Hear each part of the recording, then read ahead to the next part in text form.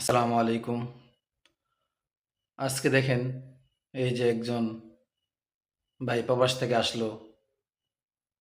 তাকে রিসিভ করার জন্য পরিবারের অনেকেই গেছেন তাকে রিসিভ করে আনার জন্য।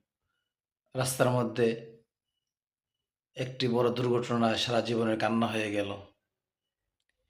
এজন্য আমি মনে করি যে যারা প্রবাসে যাবে এবং আসবে, যারা রিসিভ করতে পারবে, সমর্থবান, তারাই শুধু যাবে। শুধু মহিলারা গিয়ে বাচ্চা-কাচ্চা নিয়ে এরকম বিপদে পড়ে। এটা আমরা অনেকেই করি। শুধু আমরা এয়ারপোর্টে যাই। অল্প কিছু সময় যদি আমরা অপেক্ষা করতাম, সে নিজেই বাড়িতে আসতে পারতো। তারপরেও যদি যার মৃত্যু যেখানে হবে, এটা তো হবেই। তারপর আমাদের সেফ থাকা দরকার ছিল।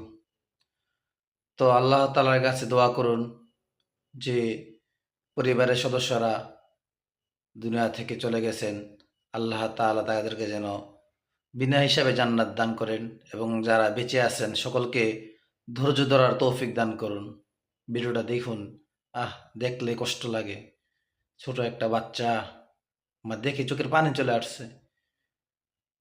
আল্লাহ তাআলা আমাদেরকে বুঝ দান করুন এবং সকলকে এরকম বিপদ-আপদ থেকে মুক্তি দান করুন। সকালে বেশি তাদের জন্য দোয়া করুন। যারা প্রবাস থেকে আসবেন, একটু সতর্কতার সাথে আসবেন। ফ্যামিলি সবাই